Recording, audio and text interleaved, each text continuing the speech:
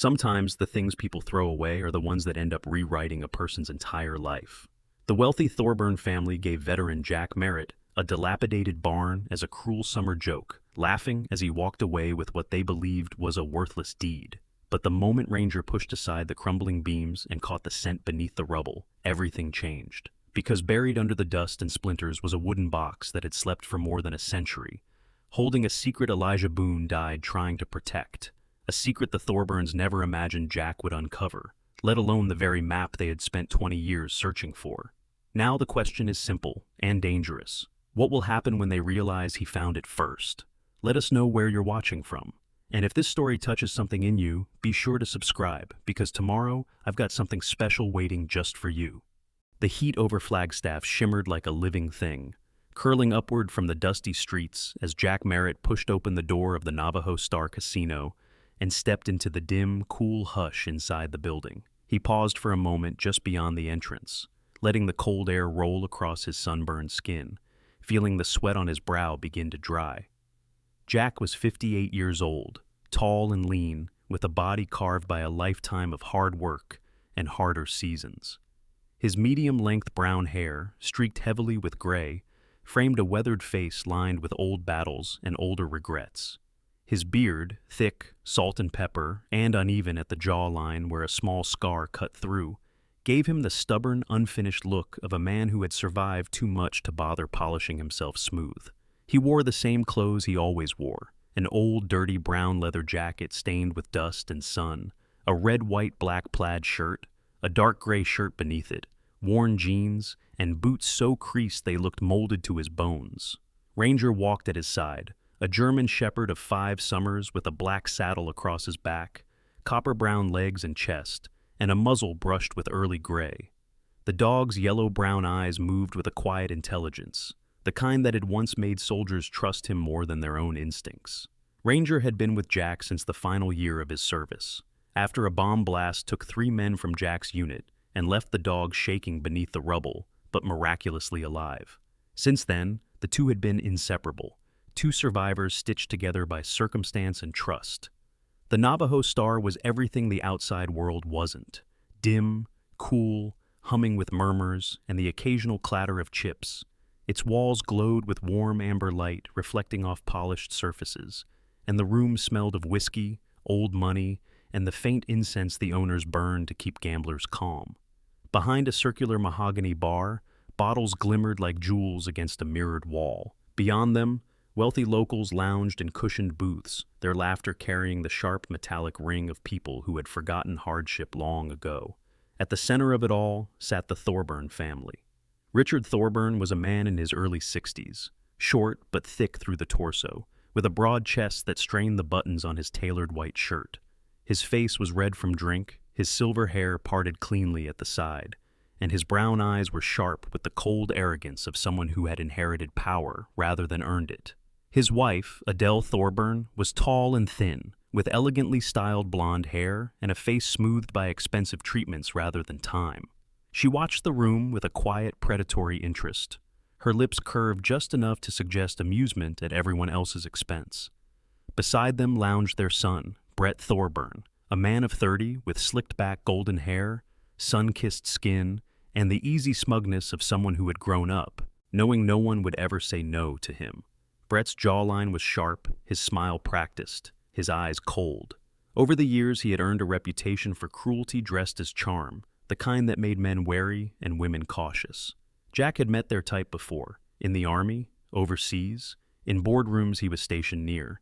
They were all the same breed, the kind who believed the world had been carved for their convenience. Richard noticed Jack first. "Well now," he said loudly, lifting his whiskey glass toward the doorway. "The summer sun must be boiling the brains out there. Look who wandered in." Brett laughed, leaning back in his chair as if settling in for a show. Adele simply raised her glass, her eyes narrowing with interest. Jack didn't respond. He never did when provoked. He simply crossed the room with slow, steady steps, Ranger padding beside him, the dog's ears pricked and alert. Jack had come only to escape the heat for a few minutes, maybe to sit in the corner with a glass of water and enjoy a moment of peace before continuing into the summer afternoon.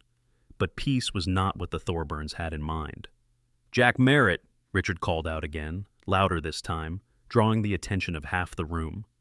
"Still chasing shade like a stray, I see." Jack stopped beside the bar. The bartender, Wyatt Jerome, a thin, dark-haired man in his late 20s with tired eyes and a quiet demeanor, slid him a glass of cold water without being asked. Wyatt knew him. Wyatt had watched him come in every summer during the hottest weeks, just for a brief reprieve. The bartender respected him in the quiet way people sometimes respected a storm they knew could rise, but never did. Jack lifted the glass in thanks. That was what seemed to offend Brett the most, that silent dignity. "Hey," Brett said, rising from the table with a loose swagger. "Dad's talking to you." Jack turned his head slightly. "I heard him." "Then answer," Brett snapped. Jack's voice stayed level. "Didn't hear a question." A ripple of amusement swept the room. Brett flushed. Richard, however, leaned back, letting the edges of a cunning smile rise. "You know," he said, "we've been talking about you, about how life hasn't been kind to old soldiers." He swirled his whiskey. "And it occurred to us, why not help? Why not give you something to call your own?" Adele chuckled softly. It was not a kind sound. Brett stepped forward and dropped a folded document onto the bar beside Jack's drink. "This," he said, tapping it with one manicured finger, "is a deed." Jack didn't touch it. "To what?" Richard answered for him. "A piece of land we've outgrown. A barn, really. Old, collapsing, worthless. Think of it as—" He paused, as if savoring the cruelty. "A gift." "And a joke," Brett added. Wyatt shifted uneasily behind the bar. Even he couldn't hide his discomfort. Jack finally picked up the document. It was an official deed. Signed, stamped, legal. The Thorburns watched him like spectators waiting for the punchline to land. But something else happened instead. Ranger, who had been calm until now, stood perfectly still. The dog stared at the paper, then at Jack, then back again, ears lifting, nostrils flaring, tail low but alert. His entire body sharpened into focus, as if he knew something the room didn't, as if the land on that paper wasn't worthless at all. A sudden silence fell, not from the Thorburns, who were still snickering softly, but from the air around Jack himself. Something in his chest tightened, a strange tug he hadn't felt in years, a feeling like a whisper pulling at the edges of a memory, like possibility. Jack folded the deed. Richard laughed loudly. "Take it, soldier. It's yours." "I know," Jack said. And that was when Brett leaned in, smirk widening. "Careful," he murmured. "Old places in those woods sometimes hold old things." Jack met his eyes. "That's why I'm going." And he walked out into the blistering light, Ranger close beside him, the Thorburns' laughter dripping behind him like melting tar. But the moment the doors closed and the sun hit his face, Jack felt it. A shift. Ranger felt it too. Something was waiting in that ruined barn. Something that was never meant to be found. And as they stepped into the summer glare of Flagstaff, Jack couldn't shake the growing certainty that the Thorburns had just given him the biggest mistake of their lives. A mistake he was already walking toward. The road leading out of Flagstaff was a sun-bleached ribbon twisting through tall ponderosa pines, their needles shimmering in the relentless heat that rolled down from the cloudless Arizona sky. Jack Merritt drove his old pickup slowly, the engine grumbling as if annoyed to be awake in the afternoon blaze. Ranger sat upright in the passenger seat, his ears pricked, nostrils flaring every time the wind shifted through the open window, catching scents drifting from the forest like quiet messages meant for him alone. Jack's grip tightened on the sordid steering wheel as he followed the directions written on the deed. The Thorburns had given him that slip of paper to mock him, but the farther he drove into those trees, the more a strange tension built behind his ribs. It wasn't fear, more like a thread pulling him somewhere he had once forgotten. The road soon dissolved into a dirt path, its edges choked with dry grass and fallen pine cones. Ranger leaned forward, tail swaying slowly, not in excitement, but in a focused recognition Jack had learned to trust. By the time the path narrowed to ruts barely wide enough for his truck, Jack felt something shift in the air, thicker, older, as though the forest knew what waited at the end. When they stopped, the sight before them looked like the last breath of a forgotten era. The barn stood crooked among the towering pines, the tin roof folded inward on itself like a crushed hat, walls warped from heat and time. The pale boards had long ago surrendered their paint, leaving only weather-burned wood and streaks of gray. A broken weather vane lay half buried beside the entrance, shaped like a running horse but rusted down to a fragile outline. Jack stepped out of the truck, boots sinking into the soft bed of dried needles, and stared at the structure. "It's a miracle this thing's still standing," he murmured. Ranger padded ahead, his fur catching flashes of sunlight, his muscles tight beneath his coat as he sniffed methodically along the base of the barn. Jack approached the doorway, pushing aside a warped plank that dangled stubbornly from a rusted hinge. The smell hit first, a mix of old timber, dust, and the faint metallic tang of rust. The interior was dim, beams of light slicing through gaps in the roof and walls, illuminating floating specks of dust like drifting fireflies. A collapsed table lay near the entrance, its legs snapped, the top resting at an awkward angle. Beyond it, piles of broken wood, rusted farm tools, and shattered glass filled the space. The remains of an old harness hung from a nail, rotted leather curled inward like dying leaves. Ranger stepped around Jack, weaving carefully between debris, tail low, eyes sharp. Jack ran a hand across one of the leaning support beams. "Someone must have used this place a long time ago." His voice echoed faintly, swallowed by the emptiness.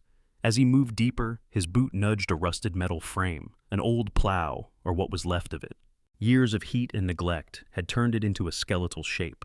There were tracks too, faint grooves in the dirt floor, as if someone had once dragged heavy crates through this space. Jack knelt, brushing the ground with his calloused fingers. The earth was dry, but not uniform. Some areas seemed disturbed more recently. Not fresh, but not as ancient as the rest. Before he could think further, Ranger stiffened. The dog stood frozen, body angled toward the back, right corner of the barn. His ears locked forward, eyes focused, muscles coiled tight. Jack straightened slowly, sensing the shift in the air around them. "What is it, boy?" Ranger didn't move. Only his tail flicked once, a subtle signal Jack recognized from tough nights overseas. Something important was buried beneath the surface. Jack approached the corner. Ranger watched. It was a mess like the rest of the barn. A mound of collapsed boards, cracked planks, twisted iron, and fragments of broken machinery. But as Jack crouched, he noticed something different. The wood here wasn't scattered at random. The boards overlapped strangely, forming a haphazard shield rather than a natural collapse. "Someone put this here on purpose," he muttered. He set to work, pulling away the top layers. The planks were brittle, breaking apart in his hands. Under them lay a heavy beam, then another, and beneath those, packed tightly around something solid, were thick slabs of old pine. Ranger stepped closer, nose hovering inches from the mound, breathing in sharp, short bursts. Jack pressed his hands into the debris and felt it. A corner, smooth, carved, not natural. His pulse jumped. Piece by piece, he cleared the rest.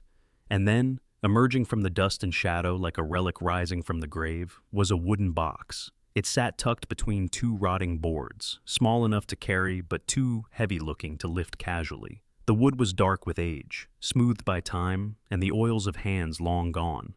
A brass lock clung to its front, tarnished but still intact, shaped in a style Jack hadn't seen since antique stores he used to order as a teen. He lifted it gently. The weight surprised him, not unmanageable, but dense, as though whatever lay inside carried its own gravity. Ranger pressed his nose against the side, inhaling deeply before letting out a low, restless whine. "You smell something?" Jack whispered. The dog stepped back, ears tilting, tail stiffening as though he were bracing for whatever came next. Jack shifted his grip on the box. How in the world did something like this end up here? His mind flicked to the Thorburns, Richard's smug grin, Brett's confident cruelty. They had called the barn worthless, a joke, something to throw away. But this box didn't belong in a forgotten heap of ruins. Someone had hidden it with intention, with effort, with purpose. And that purpose was old, older than the Thorburns, older than the barn itself. Jack looked around the dim interior, taking in the slanted beams, the broken tools, the dust-choked corners. The barn suddenly felt different, less like a ruin, more like a puzzle. Someone had wanted this box to stay buried, and now he held it in his hands. A faint sound outside snapped Ranger's head toward the doorway, the soft crunch of footsteps on dried pine needles. Jack stiffened, his instincts tightening like a drawn bowstring. He placed the box gently behind his leg and moved one step toward the light, spilling through the broken entrance. Ranger growled low in his throat, the sound vibrating with warning. Someone else was out there, and Jack wasn't sure yet if they were friend or threat, but he was about to find out. The footsteps outside paused just beyond the collapsed doorway, faint but unmistakably human, and Jack Merritt felt Ranger's tension deepen beside him. The dog's fur lifted slightly along his spine, his stance shifting from alert curiosity to guarded readiness. Jack took one more cautious step toward the entrance before a voice rose from the sunlight, steady but winded, neither threatening nor familiar. "Easy there. I'm not trespassing. I saw your truck from the ridge." A figure approached, stepping into the fractured beam of daylight that cut across the barn's threshold. It was a man in his late 40s, tall and angular, with sandy brown hair tied loosely at the nape and a complexion browned from years of sun exposure. His bust was long, with sharp cheekbones and a narrow nose, softened only by the faint lines at the corners of his light green eyes. Lines carved not by luxury, but by squinting against harsh weather and long days outdoors. His clothes were simple, a faded blue work shirt rolled at the sleeves, sturdy tan pants, and boots worn enough to tell stories. A leather satchel hung at his shoulder, slung casually as if he was used to carrying tools or maps. He lifted both hands in a gesture of peace. "Name's Ethan Cole. I work trails for the Forest Service. I heard noises."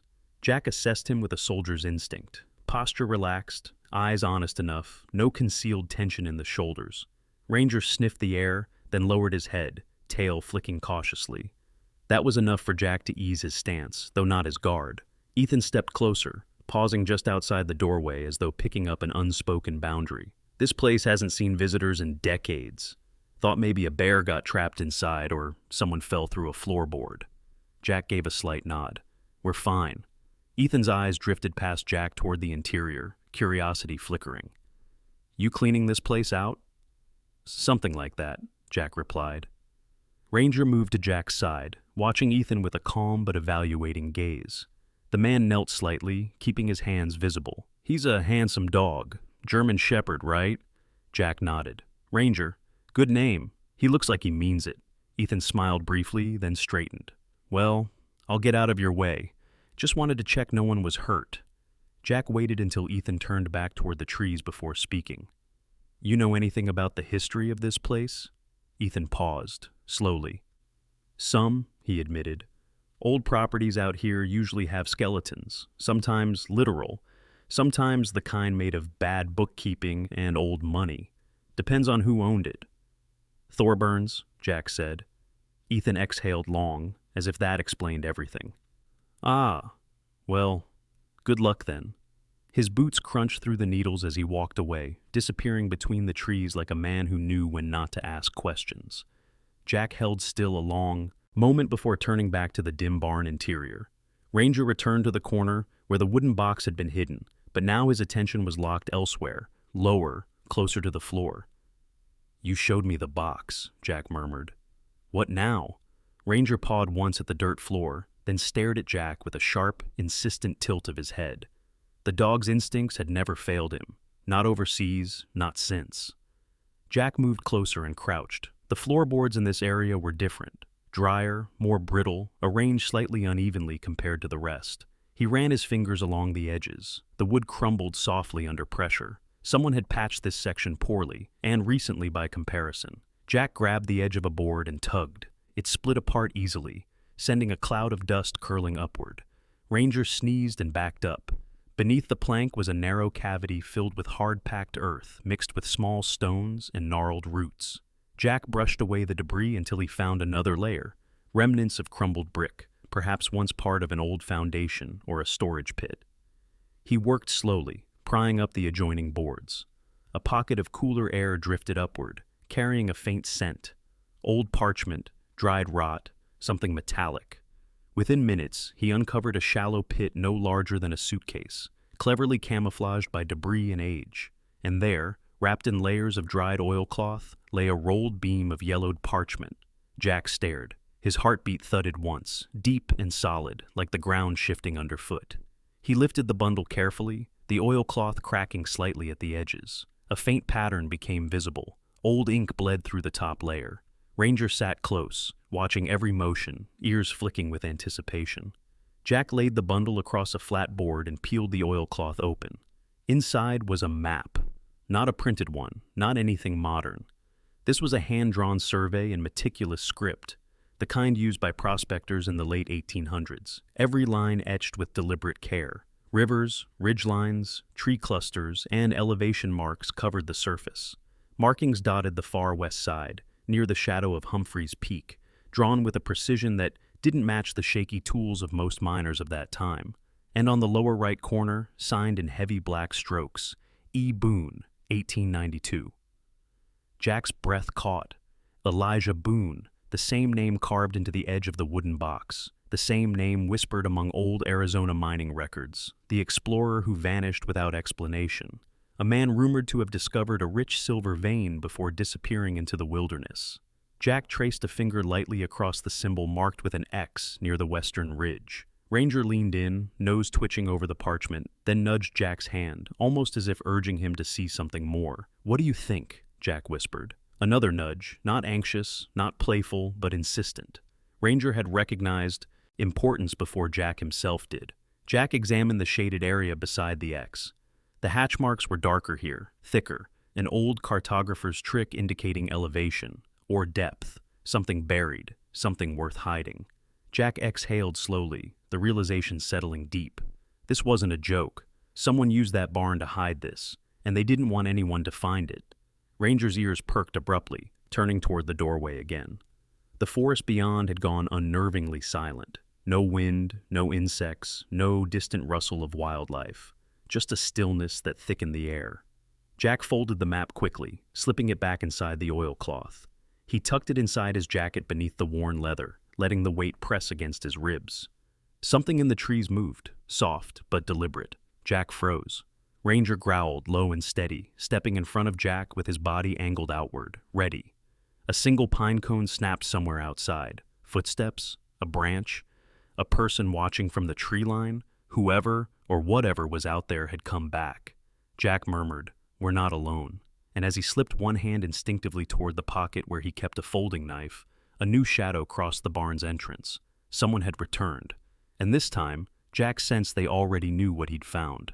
The wind shifted through the pines outside, carrying the dry summer heat of the Flagstaff Highlands into the hollowed remains of the barn. Dust hovered in the sunbeams like drifting gold, and Jack Merritt felt the weight of the map beneath his jacket as he knelt beside the wooden box Ranger had uncovered earlier. The dog stayed close, muscles taut, nose working the air with steady concentration. Whatever, or whoever, had been watching from the tree line had slipped away, but the silence they left behind felt too deliberate, as if the forest itself were holding its breath. Jack eased the lid off the wooden box. The hinges creaked softly, half swallowed by age. Inside lay objects wrapped in aged linen, bundles stacked with an order that didn't match the chaos of the barn around them. Ranger peered inside and whined, his ears flicking at the faint metallic scent that rose from within.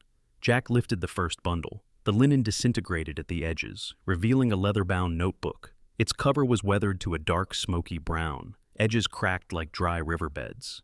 When Jack opened it, the pages gave a tired sigh, thick yellowed sheets filled with ink, some sentences steady and deliberate, others jagged, as if written in moments of haste or fear. A name marked the first page in confident script. Elijah Boone, 1891. Jack exhaled slowly. Boone wasn't just a rumor anymore or a legend whispered in mining history circles. He was here, in Jack's hands, his voice carried across more than a century. Ranger nudged the edge of the box again, tail twitching. Jack set the journal aside and lifted the second bundle. Inside was a rough slab of stone streaked with gleaming silver, a piece of ore so rich it glittered even in the dim barn light. Ranger barked once, sharp, intent, and sniffed hard, almost obsessively. Something in this ore stirred him, as if he recognized its importance more clearly than any human senses could. Jack traced the metallic vein with his thumb. Elijah Boone hadn't just been exploring. He'd found something enormous. He opened the journal again and began reading. The early entries painted Boone as a man restless at heart, a wiry miner in his mid-30s with a narrow face and a trimmed black beard, eyes described by his own hand as sharp as the mountain wind, though more tired with every passing season. He wrote about loneliness, about being driven by the hunger to discover something that mattered. His sketches filled the margins, jagged ridges of Humphreys Peak, creek paths twisting like veins, outlines of old trees standing like watchmen. Then the entries shifted. August 3rd, 1891. The silver shows itself again. Brighter this time, running deeper than any deposit I've worked. But I'm watched. Wolves or men, I'm unsure. The forest carries footsteps not my own. Jack paused. A familiar chill crept across his spine. Ranger's head lifted slightly, as if feeling the echo of danger from a different century. He continued. August 14th, 1891. I've covered the entrance as best I can. If anyone finds it, the valley will drown in greed. Not yet. Not until I'm certain who to trust. Then one entry stopped Jack cold. September 2nd, 1891. Thorburn's men found my camp. They pretended to be hunters. They lied poorly. I left at night. I think they followed. Jack clenched the journal. The Thorburn name twisted through history like a recurring sickness. He skimmed further until the writing grew unstable, ink lines breaking into frantic scratches. September 17th, 1891. If someone finds this, trust no man with the Thorburn name. I leave the map behind me and the ore as proof. The rest, God help whoever uncovers it. The entries ended abruptly. No farewell, no closure, only a few pages left blank, as if Elijah Boone vanished mid-thought. Jack closed the journal and stared at the wall of sunlight bleeding inside the barn. For the first time, he understood the full weight of what he held, not just a map, but the dying message of a man hunted, a man who had been carrying knowledge his enemies wanted badly enough to chase him through the wilderness until he disappeared. Ranger pressed his head against Jack's arm, grounding him. Jack scratched behind the dog's ears, though his mind churned with unease. This wasn't chance, Jack murmured. The Thorburns knew he hid something here. They've been looking ever since. Ranger's tail thumped once, but his eyes stayed locked on the doorway, alert and wary. Jack lifted the slab of silver ore. Its surface gleamed like captured moonlight. The metal seemed thick and nearly pure, worth a fortune even by modern standards. It explained everything. Why the Thorburns had kept the property, why they had mocked him with the deed, why someone had been watching from the tree line.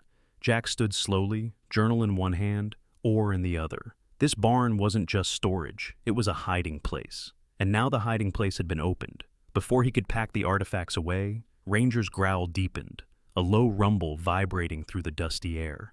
Jack froze, listening. Footsteps outside again, softer than before, hesitant. Someone wasn't approaching but circling. Jack slipped the journal inside his jacket and palmed the folding knife from his pocket, keeping his breathing quiet and even. Ranger crouched slightly, ready for a command, though the tension in his muscles warned Jack that Ranger might act faster than he could speak.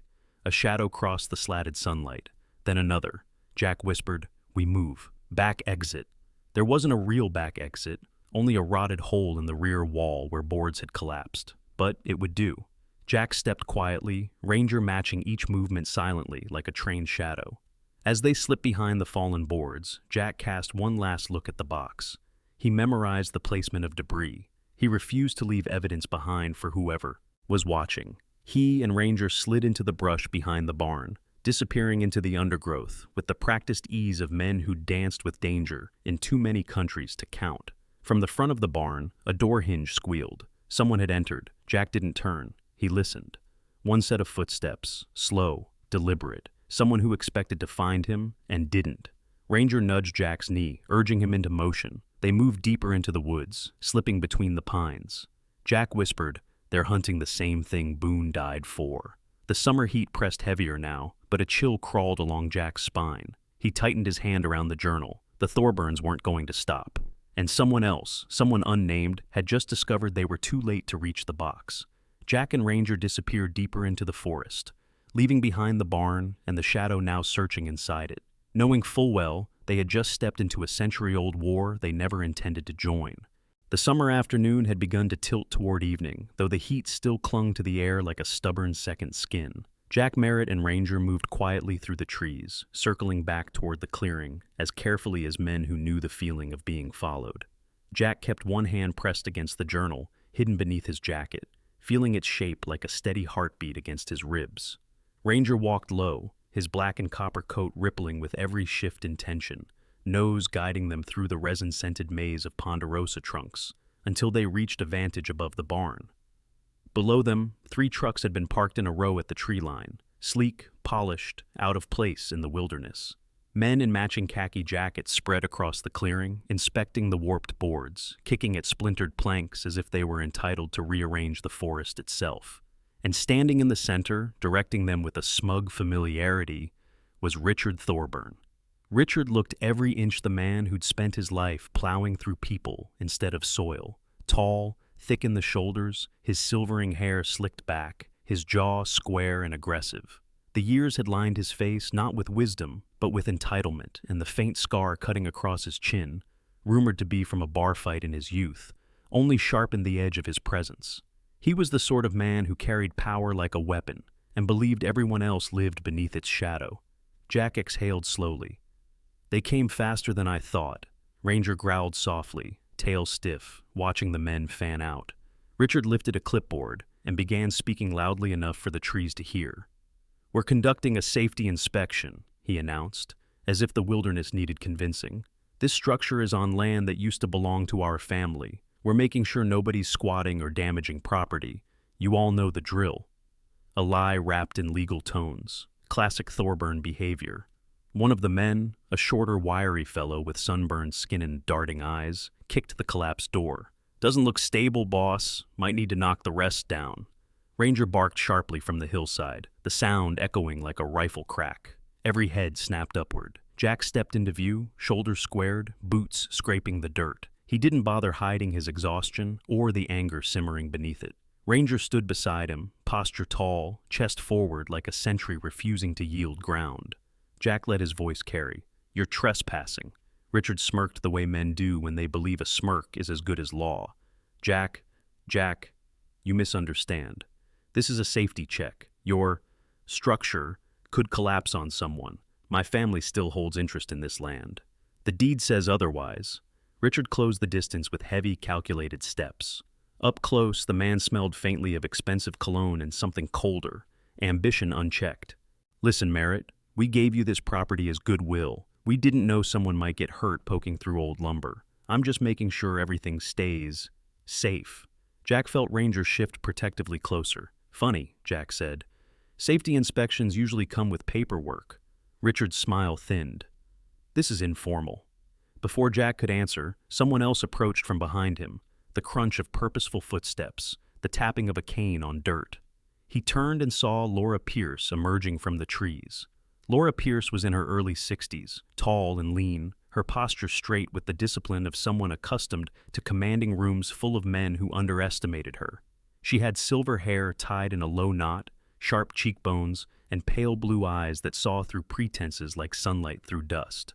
Her clothes were simple, jeans, hiking boots, a light linen shirt, but she carried herself with the calm authority of a retired lawyer who'd dismantled empires from behind polished mahogany tables. "Informal visits," Laura said, "are what people do when they don't want a written trail." Richard's shoulders tensed. "Laura, didn't expect to see you up here." "I live down the ridge," she replied. "And I saw your trucks from my porch. You don't belong here unless Jack invites you." Richard's facade strained. "This is Thorburn land." "Was," Laura corrected sharply. "Now it's his. And Arizona law is very clear about trespassing when armed personnel are involved." Richard's men stiffened. Uneasy glances passed between them. She continued, her voice calm but edged like finely honed steel. "And before you claim that this barn is unsafe, I should remind you, if you so much as touch a single board, you can be held liable for property destruction." Jack blinked slowly. He hadn't expected Laura to strike with such precision. Richard exhaled angrily, lowering his voice. "This has nothing to do with you." "It does now," she said, "because I know exactly why you're here. And I know your family hired 3 separate prospecting crews over the last 2 decades looking for Boone's vein. All of them failed." She took one measured step closer. "Now you're desperate." Richard's jaw clenched. The lie he'd wrapped around his arrival had torn open. Jack felt his pulse hammer. "You knew," he murmured. "You've known about the silver." Richard didn't answer directly, just glared. Ranger growled again, low, deliberate. Laura lifted her chin. "Leave now, before Jack files an official complaint. You really don't want that recorded." Richard stared at her, then at Jack, then at Ranger, who held his gaze with unbroken defiance. For a moment, the clearing grew taut with the weight of a decision. Finally, Richard spat a curse under his breath and motioned to his men. "We're leaving," he growled. "But this isn't finished." His voice echoed. Elijah Boone's words across time. Jack watched the trucks back down the dirt path, tires kicking up dust. Ranger didn't relax until the engines faded into the distance. Laura turned to Jack, her expression softening. "You found something in there, didn't you?" Jack hesitated, then nodded once. Boone's journal, a map, a piece of ore he hid. Laura exhaled through her nose, not shocked, just confirmed. "Then you're holding the one thing the Thorburn family has been missing for 20 years. Jack looked back at the barn. A structure he'd assumed worthless earlier that day now pulsed with history, danger, and purpose. "Whatever Boone died protecting," Laura said quietly, "they'll want it back." And the way she said it made Jack realize something chilling. The Thorburns weren't retreating. They were regrouping. The Flagstaff sun bore down hard on the county building, turning the sandstone walls into a shimmering haze that made the whole structure look like it was melting into the summer afternoon. Jack Merritt stood at the foot of the steps, with Ranger pressed against his leg, the German shepherd's ears twitching at every passing sound. Jack adjusted the collar of his faded plaid shirt, feeling sweat bead at his temples, though the heat wasn't what made his pulse run tight. It was the weight of the journal inside his jacket, the silver ore in his bag, and the knowledge that the Thorburns would not go down quietly. Inside, the hearing room buzzed with restrained indignation and thinly veiled curiosity. Half the town had shown up. Some out of loyalty to Jack, some because the Thorburns' fall was a spectacle too juicy to ignore. Richard Thorburn sat at the front with his lawyers, his face stiff and flushed, with the kind of outrage that simmered under the skin rather than erupting. The outrage of a man who'd never been told no in his life until today. Laura Pierce entered beside Jack, her steps measured, her cane tapping rhythmically on the tiled floor. She projected ironclad calm, her silver hair pinned neatly, her pale blue eyes alert and sharp, as if ready to slice through lies before they were spoken. People parted for her, half out of respect, half out of a quiet fear she'd earned across decades in courtrooms far bigger than this. Ranger walked ahead, tail high, looking as though he believed the entire proceeding depended on him personally. For the townsfolk, maybe it did. The commissioner presiding over the hearing was Halden Ross, a broad-shouldered man in his late 50s, with dark copper skin and salt and pepper hair cropped short. He had the careful, patient gaze of someone who had been forced to mediate more land disputes and family squabbles than any sane person should endure. His reputation was solid, fair, methodical, and impossible to intimidate. Even Richard Thorburn seemed smaller when Ross stepped up to the bench. Ross began without preamble. "We're here to determine rightful ownership and mineral rights tied to Section 17, north of the Humphreys Peak trailhead. Both parties have submitted preliminary claims. Both parties allege misconduct by the other. Today, we settle the matter properly." Richard's lead attorney, a tall, lean man named Victor Sykes, with slicked-back dark hair and a sharp nose that made him resemble a vulture, rose immediately. His voice dripped false politeness. "Commissioner Ross, my client merely seeks to correct a misfiled property transfer. Mr. Merritt received land under fraudulent pretenses. He came into possession of material belonging to the Thorburn family." Laura Pierce stood without waiting for permission, her voice cutting cleanly through his theatrics. "Fraudulent pretenses? You mean the deed your client gave away as a mockery? The one witnessed, notarized, and filed? According to State Statute 13 to 142, that deed?" Sykes opened his mouth. Laura didn't give him the chance. "Furthermore," she continued, "Mr. Merritt uncovered material directly tied to Elijah Boone, a prospector missing since 1891. The Thorburn family has been trying to locate Boone's claim for over 20 years and hid their attempts while undervaluing the land to cheat the lawful buyer." A murmur rippled through the room. Ross turned to Jack. "Mr. Merritt, you brought evidence?" Jack stepped forward, heart pounding, and placed the wooden box on the table. He opened it carefully, revealing the leather-bound journal, the folded map, and the slab of gleaming silver ore. The room went silent as if someone had drawn all the breath out of it. Jack spoke slowly. "I didn't know what any of this was when Ranger found the box, but the journal says Elijah Boone hid this silver vein and was hunted for it. He left a map, and the spot where I found the box is exactly where Boone said he hid his evidence before he disappeared." Ross examined each item one by one, his brows knitting tighter with every page. "This handwriting, these dates, this appears authentic." Sykes lunged forward. "Your Honor, this means nothing. It means everything, Ross snapped, sharper than anyone expected. You and your client claimed the land was worthless. You misrepresented its value, and yet you sent private crews into the area for years. That is fraud, Mr. Sykes. Intentional fraud. Richard stood abruptly, face red. That land belongs to my family. That man stole what we've been searching for. Laura's cane struck the floor like a gunshot. No, you threw it away, and he found what you never deserved. Ranger barked loudly at the explosion of anger. The whole room startled, but then laughter broke out along the back row. Nervous, relieved laughter that finally cracked the tension strangling the room. Commissioner Ross closed the journal with finality. Ownership remains with Jack Merritt. Mineral rights remain with Jack Merritt. And the Thorburn family is barred from approaching the property pending further investigation into fraudulent land valuation. The gavel came down. The Thorburn empire, at least in this valley, collapsed in a single wooden crack. Richard's face twisted with a furious promise that he would not forget this humiliation. But the law had spoken, and despite every threat he hurled under his breath, it could not be undone. Outside the courthouse, people gathered around Jack, shaking his hand, clapping his shoulder, praising Ranger like a local legend reborn. Ranger soaked in every pat and cheer with bright eyes and alert ears, chest puffed proudly. Laura leaned toward Jack. You didn't just win land, you won a future. Jack looked toward the mountains, the summer light spilling across the ridges like molten silver. Then I'd better make something worthy of it. Over the next weeks, Jack repaired the ruined barn, replacing its rotted bones with sturdy beams, sanding old boards until they shone in the sunlight. It became a small cabin, warm, open, a place where light could finally reach after decades of darkness. Ranger slept on the porch every night, keeping an eye on the trees as if Elijah Boone's ghost had asked him personally to guard the treasure beneath their feet. By the end of summer, Jack began drafting plans for a legal mining operation, not for greed, but for purpose. He hired local workers, paid them fair wages, and let them help shape something that belonged to the whole community. A beginning. One he never expected fate would hand him. But then again, fate had always worked strangely in the mountains. Sometimes the greatest treasures in life aren't the ones buried under old floorboards or hidden in forgotten barns. Sometimes they're the signs God places quietly in our path, the faithful dog who won't give up, the neighbor who appears at the exact moment we need help, the door that closes only so a better one can finally open. Jack never asked for silver, or land, or a second chance. He only asked for one more day to keep going.